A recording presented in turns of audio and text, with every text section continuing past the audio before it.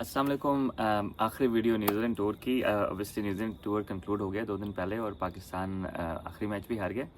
तो अच्छा, इसको ओवरऑल अगर हम ब्रेक डाउन करें पूरा कि पाकिस्तान क्यों सक्सेसफुल नहीं हुआ या इतना बुरा एक्सपीरियंस क्यों रहा है पाकिस्तान टीम के रिजल्ट्स की बात कर रहा हूँ फैंस के हिसाब से। तो उसमें ये है कि सबसे पहले देखें, आपने न्यूजीलैंड आना है, जिस टाइम ऑफ द ईयर आना है, आपको थोड़ा सा आइडिया होना चाहिए कि यार इस टाइम जो है वो यहाँ पे मौसम कैसा होता है। और जनरली पाकिस्तान मार्च में तो आता रहा है पहले भी, राइट।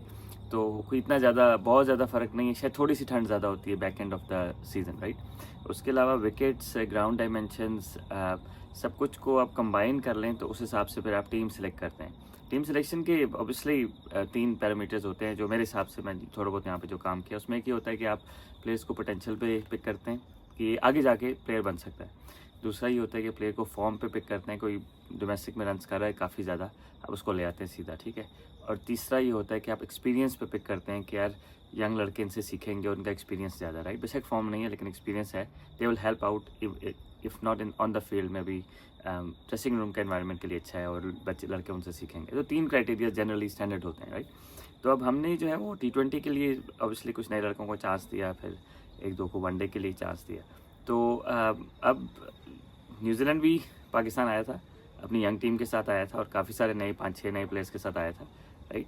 और T20 वर्ल्ड कप में उनके मेरे ख्याल 7 प्लेयर्स नहीं थे जो वर्ल्ड कप में खेले, लेकिन पाकिस्तान टूर के और पाकिस्तान को उन्होंने पाकिस्तान में हराया।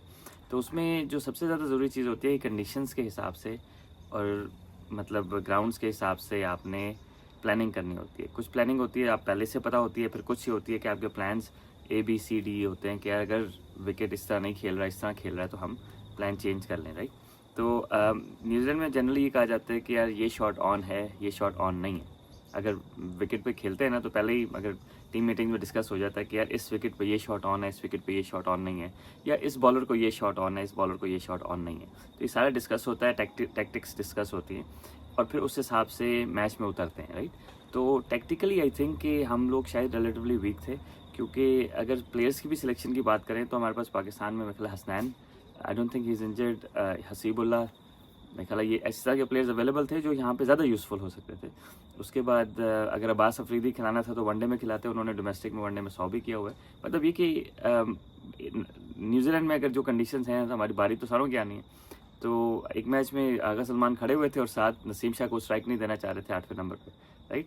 तो इसका मतलब है कि आपकी जो है वो डेप्थ आपने उस हिसाब से बैटिंग डेप्थ नहीं खिलाई थी वनडे मतलब वाइट बॉल क्रिकेट में जो खिलानी चाहिए, और आपके पास ऑप्शंस थी। तो अगर हम अब समराइज़ करें तो देखें न्यूजीलैंड के जो बॉलर्स हैं और ज़्यादातर बैकअप बॉलर्स हैं, उनके फ्रंट लाइन बॉलर्स नहीं भी थे, तो उन्होंने ऑलमोस्ट 9 विकेट्स पर गेम लिए हैं 8 मैचों में, राइट। तो 70, 69, 70 आउट किए और हम लोगों ने 6, राइट। तो यहीं से एक फ़र्क आ गया। बाकी जो मैच वो जीते हैं, एक मैच पाकिस्तान जीता, ऑब्वियसली ऑकलैंड में बड़ा अच्छा खेले। उसके अलावा कोई भी मैच ऐसा नहीं जिसमें पाकिस्तान क्लोज गया हो। क्लोज मीन्स कि कुछ मैच में, अब T20 मैच में 100 रन से हारना बहुत मतलब बड़ी वो होती है। अच्छा, अब अगर हम इसको मज़ीद ब्रेक डाउन करें कि यार पाकिस्तान ज़ाहिर है कि वनडे में तो हमने एक्सपीरियंस प्लेयर खिलाए, तो फिर क्यों हारा पाकिस्तान।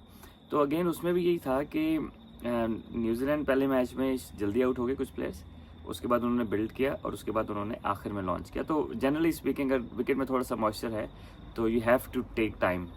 आप आते साल शॉर्टर नहीं खेल सकते, यू हैव टू मतलब स्लो डाउन एंड देन आगे जाके रन्स करें। उनके डेब्यूटेंट थे 2, उन्होंने रन्स किए, मोहम्मद अब्बास, अरसान अब्बास, उसने पहले मैच में 26 गेंद पे 50 किया, फिर दूसरे गेंद पे 50 गेंदों पे 26 था उसका एक उस पे।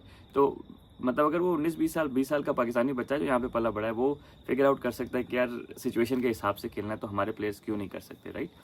तो सिमिलरली अगर हम देखें कि इस मैच में भी न्यूजीलैंड ने, सेकंड मैच में भी न्यूजीलैंड के 5 130 पे आउट हो गए थे, राइट। फिर उन्होंने बिल्ड किया और फिर आखिर में लॉन्च किया, राइट। तो एक चीज़ कुछ चल रही थी पाकिस्तान में कि जी वो विकेट्स बड़ी मुश्किल हैं।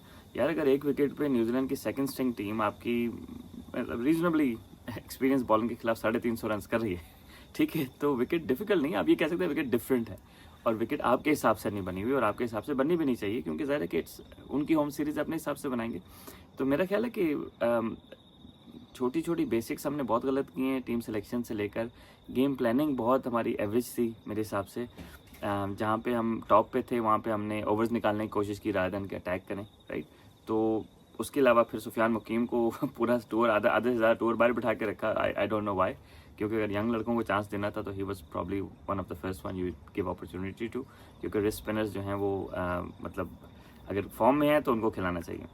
अच्छा, उसके बाद अगर हम ओवरऑल देखें कि यार पहले T20 में हमने जूनियर्स खिलाए थे, ज़्यादा हार गए। वनडे क्रिकेट में हमने सीनियर्स खिलाए थे, फिर भी हार गए, राइट। तो मेरा ख्याल है कि जूनियर सीनियर खिलाना इट्स नॉट बैड थिंग, लेकिन आपने कंडीशंस के हिसाब से लोग लाने चाहिए थे और फिर कंडीशंस के हिसाब से प्लानिंग करनी चाहिए थी, राइट। तो आप अगर किसी भी फर्स्ट क्लास में टीम में यहाँ पे चले जाएं, उनका प्री मैच प्लानिंग देख लें, तो आपको आइडिया हो जाएगा कि यार विकेट के हिसाब से, एनवायरनमेंट के हिसाब से, ऑपोजिशन के हिसाब से पहले ही प्लान करके रख लेते हैं, राइट।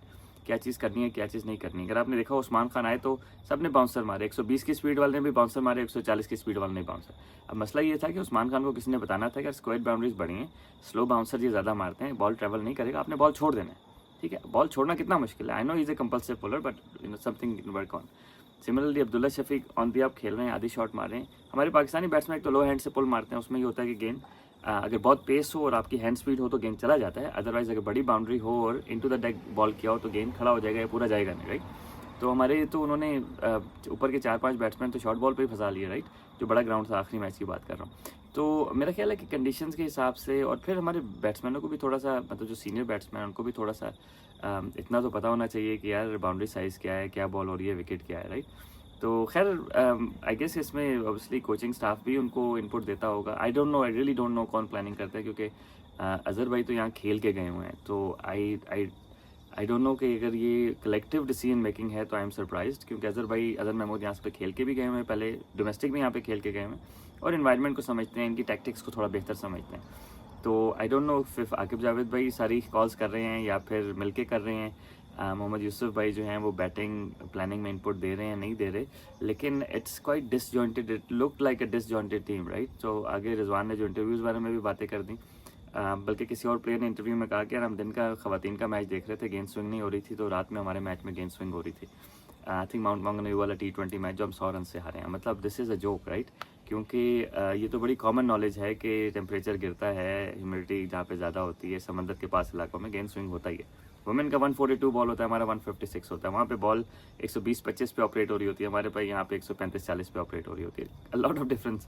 एनीवेज, तो मेरे कहने का मकसद ये है कि प्लानिंग हमारी बहुत पुअर थी, उसके अलावा बेसिक्स हमने बहुत गलत की। मतलब यहाँ पे आप किसी के, मेरी आप रिव्यूज़ देख लें यार वीडियोस के सारे मैच से पहले, और आपको इतना आइडिया हो जाएगा कि यार किस विकेट पे किस तरह बैटिंग करनी है, किस तरह बॉलिंग करनी है, राइट। तो डिसअपॉइंटिंग है, क्योंकि ज़्यादा पाकिस्तानी हैं, न्यूजीलैंड में रहते हैं और क्रिकेट ही कोचिंग करते हैं और क्रिकेट में ही इन्वॉल्व है।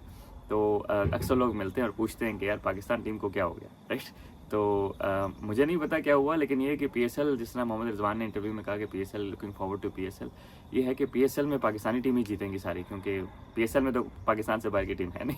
तो चले नाज़रीन, होपफुली कोशिश करूँगा एक आध एपिसोड PSL में भी बनाऊँ, लेकिन very disappointed unfortunately, not with the players but generally overall planning of the tour and how they मेरा ख्याल है ओवरऑल इस प्लेयर्स को तो हम नहीं कह सकते, लेकिन हमें प्लेयर्स को अपने थोड़ा सा ना कंडीशंस के हिसाब से टैक्टिकली थोड़ा सा इक्विप करना चाहिए। I don't think they were, bowlers batsman सारे सिलेक्शन भी हमारी पुअर थी। तो चलें इंशाल्लाह कोशिश करेंगे कि PSL देखें और एपिसोड बनाएं। अभी बहुत डिसअपॉइंटेड है, तो अभी कमेंट्स में कुछ सवाल हों, टेक्निकली सवाल हों न्यूजीलैंड की कंडीशंस के बारे में तो ज़रूर पूछिए। अपना ख्याल रखिएगा, अस्सलाम वालेकुम।